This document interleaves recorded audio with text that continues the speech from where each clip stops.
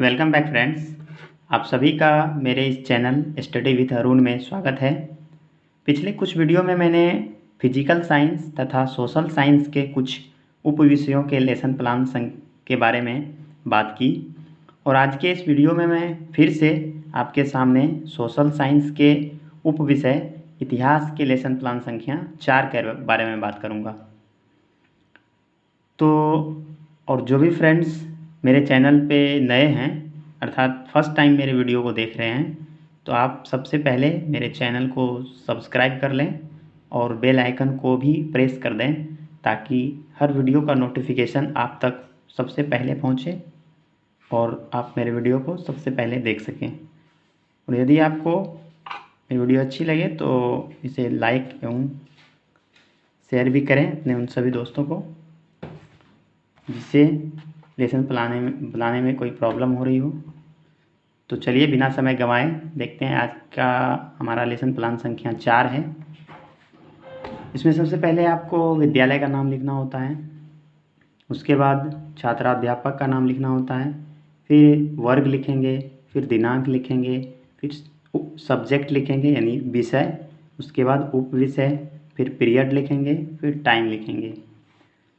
यहाँ पे मैंने टाइम 45 मिनट लिखा है, आप 30 मिनट 35 मिनट या 40 मिनट जो आपके स्कूल का रूटीन के अनुसार टाइम होगा वो आप यहाँ पे लिखेंगे। और आज का हमारा प्रकरण है कब, कहाँ और कैसे। ठीक, तो सब इसमें अब आपको सामान्य उद्देश्य लिखना होता है यानी जनरल ऑब्जेक्टिव्स। तो उसमें आप लिखेंगे कि इतिहास विषय के प्रति रुचि उत्पन्न करना, बच्चों में इतिहास विषय के प्रति क्या करना, रुचि उत्पन्न करना। उसके बाद दूसरा आप लिख सकते हैं कि इतिहास विषय के माध्यम से वर्तमान को स्पष्ट करना। तीसरा लिख सकते हैं आप कि बच्चों में मानसिक शक्तियों का विकास करना। ये हो गया आपके सामान्य उद्देश्य। अब आपको विशिष्ट उद्देश्य भी लिखना होता है। तो विशिष्ट उद्देश्य हमेशा टॉपिक से रिलेटेड होता है। आज का हमारा टॉपिक है कब, कहाँ और कैसे, तो उसके बारे में हम लिखेंगे विशिष्ट उद्देश्य। तो इसमें आप लिख सकते हैं कि छात्रों को कब, कहाँ और कैसे के बारे में विस्तृत ज्ञान प्रदान करना। दूसरा आप लिख सकते हैं कि छात्रों को ऐतिहासिक विधि का ज्ञान कराना। तीसरा आप लिख सकते हैं कि छात्रों का चरित्र निर्माण करना। ठीक, उसके बाद टीचिंग एड्स यानी सहायक सामग्री में आप लिख सकते हैं मानचित्र, मॉडल, ग्राफ, वास्तविक पदार्थ इत्यादि जो भी यूज़ करेंगे आप अपने क्लास में टीचिंग के दौरान वो आपको यहाँ पे दिखाना है, लिखना है। उसके बाद प्रीवियस नॉलेज यानी पूर्व ज्ञान, जो भी टॉपिक पढ़ाएंगे उसके बारे में बच्चे कुछ ना कुछ सामान्य जानकारी रखते हैं तो उसके बारे में आपको यहाँ पे लिखना होता है कि बच्चे कब, कहाँ और कैसे के बारे में सामान्य जानकारी रखते हैं। अब आपको इंट्रोडक्टरी स्किल के द्वारा प्रस्तावना प्रश्न करने होते हैं बच्चों से और तब जाके आप अपना टॉपिक निकालेंगे और उसको ब्लैक बोर्ड पे लिखेंगे। तो उसमें आप पहला प्रश्न कर सकते हैं बच्चों से कि बच्चों आज आप किस राज्य में रहते हैं। तो फिर बच्चे जो आंसर देंगे उन्हीं से अगला प्रश्न करना है। उसमें आप दूसरा प्रश्न कर सकते हैं बच्चों से कि बिहार का नाम बिहार कैसे पड़ा और किसने रखा, ये आप दूसरा प्रश्न कर सकते हैं। उसके बाद तीसरा प्रश्न आप कर सकते हैं कि बिहार दिवस कब मनाया जाता है, ये हो गया। तो फिर आप चौथा प्रश्न भी कर सकते हैं कि बच्चों आप कब, कहाँ और कैसे के बारे में क्या क्या जानते हैं।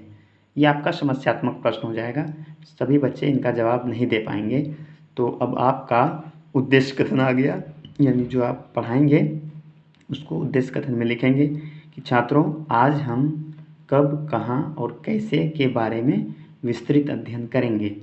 ठीक, उसके बाद आपको मेथड्स ऑफ टीचिंग लिखना होता है यानी शिक्षण विधि। उसमें आप लिखेंगे प्रश्नोत्तरी विधि, व्याख्यान विधि। ज़्यादातर व्याख्यान विधि ही यूज़ होती है सोशल साइंस के सब्जेक्ट में, तो आप व्याख्यान विधि लिख सकते हैं, व्याख्या विधि लिख सकते हैं, देशाटन विधि लिख सकते हैं, जो भी हो आप लिख सकते हैं। तो चलिए आगे देखते हैं। उसके बाद आपको 5 कॉलम बनाने होते हैं, 6 कॉलम। पहला कॉलम होगा आपका क्रमांक संख्या, उसके बाद शिक्षण बिंदु, यहाँ पे विषय वस्तु लिखा हुआ है, कंटेंट लिखा हुआ है, एक ही चीज़ है।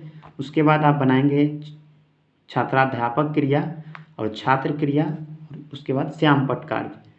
तो ये 4 5 6 कॉलम आप बनाएंगे प्रेजेंटेशन के रूप में, यानी जो आप क्लास में पढ़ाएंगे उसको पहले आप घर पे ही बना के ले जाएंगे, उसके बाद आपको अपना स्कूल में प्रेजेंटेशन देना है। तो पहला शिक्षण बिंदु आज मैंने लिया है इतिहास और तिथियाँ। तो इसमें सबसे पहले विकासात्मक प्रश्न करेंगे बच्चों से। विकासात्मक प्रश्न के रूप में आप कर सकते हैं कि इतिहास के पिता यानी जनक किसे कहा जाता है। तो बच्चे बताएंगे हेरोडोटस को कहा जाता है। फिर आप दूसरा प्रश्न कर सकते हैं इतिहास के बारे में आप क्या क्या जानते हैं। तो बच्चे जानते होंगे तो बता सकते हैं, नहीं जानते होंगे तो नहीं बताएंगे। ये आपका फिर समस्यात्मक प्रश्न टाइप का हो जाएगा। तो अब आपको इन सारे प्रश्नों को व्याख्या करना है। इन सारे प्रश्नों का क्या करना है, व्याख्या करना है, यानी स्पष्टीकरण देना है बच्चों को। तो उसमें आप बता सकते हैं कि किसी समाज या राष्ट्र के इतिहास के अध्ययन द्वारा हम उस समाज या राष्ट्र के अतीत को जान सकते हैं। यहाँ अतीत से हमारा तात्पर्य किसी देश के सभ्यता और संस्कृति से है।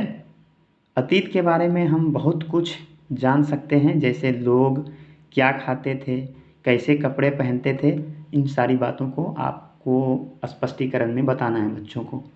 ठीक, तो आप दूसरा पॉइंट भी लिख सकते हैं कि भारतीय इतिहास के स्रोत के बारे में जो भी आप व्याख्या किए, अब उन्हीं में से आपको बोधात्मक प्रश्न करने हैं बच्चों से। तो उसमें पहला प्रश्न आप कर सकते हैं कि बच्चों इतिहासकार तथा पुरातत्वविद किसे कहते हैं। उसके बाद बच्चे जो भी आंसर करते जाएंगे उसको आप स्टूडेंट एक्टिविटी यानी छात्र क्रिया में दिखाएंगे। और जब आप व्याख्या कर रहे होते हैं या स्पष्टीकरण दे रहे होते हैं तो बच्चे उस समय बहुत ध्यानपूर्वक आपको सुन रहे होते हैं क्लास में।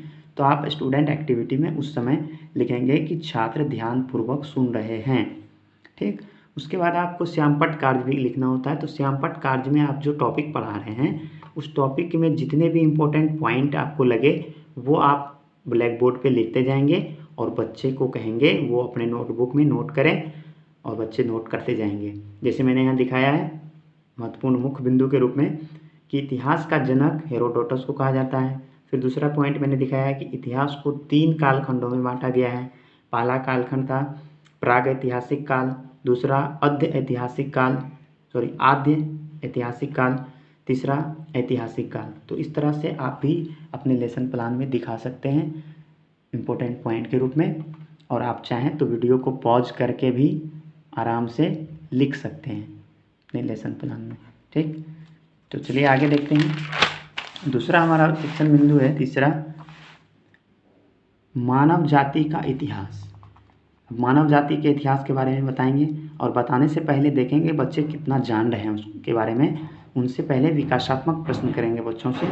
तो बच्चे बताएं, पहले प्रश्न आप कर सकते हैं पहला प्रश्न के रूप में जो आपका विकासात्मक प्रश्न होगा कि बच्चों क्या आप जानते हैं कि पांडुलिपि किस चीज़ से तैयार की जाती थी।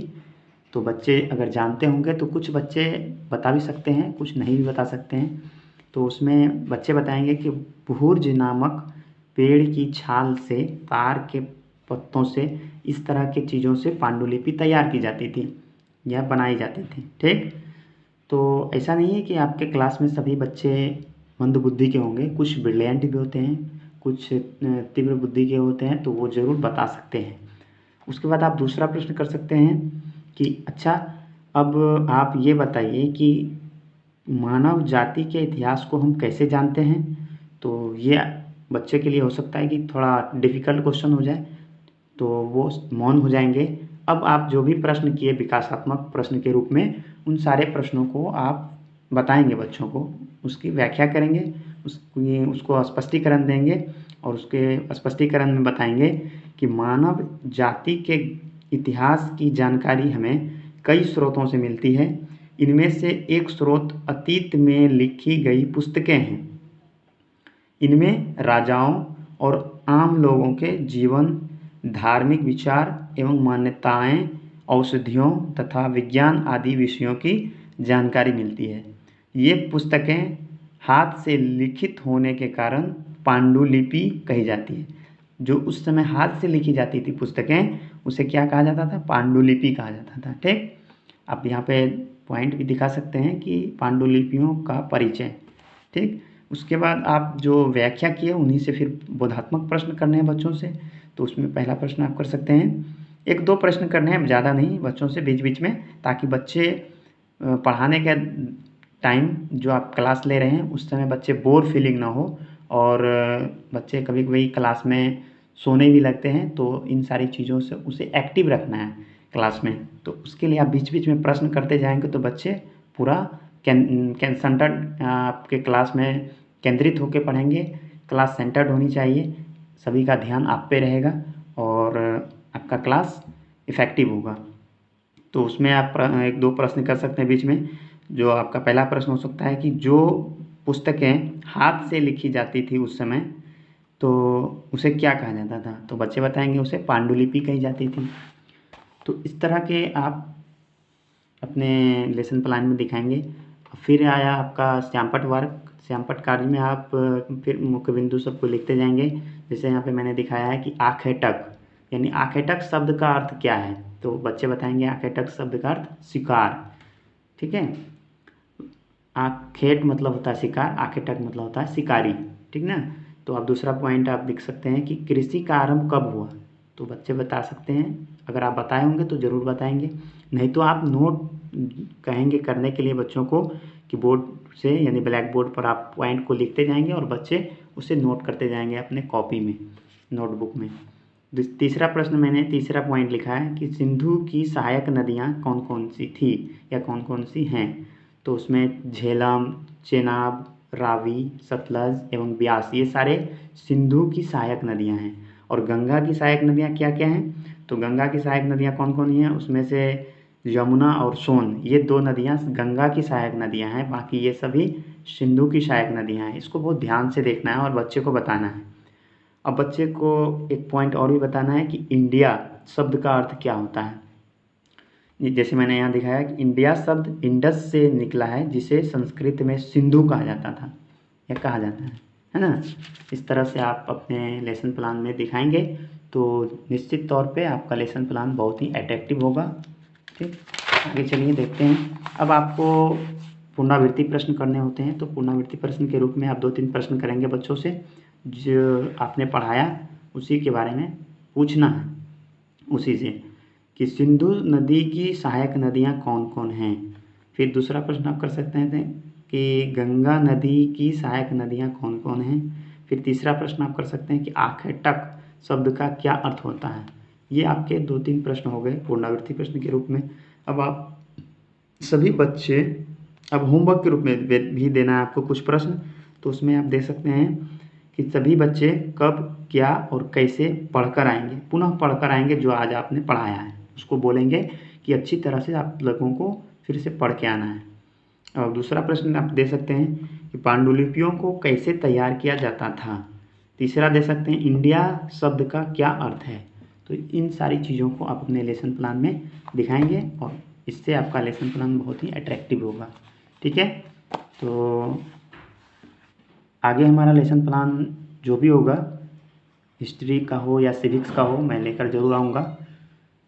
और जो भी दोस्त मेरे वीडियो को देख रहे हैं, मैं उनसे पुनः रिक्वेस्ट करूँगा कि आप मेरे वीडियो को लाइक करें एवं शेयर ज़रूर करें। तब तक के लिए नमस्ते।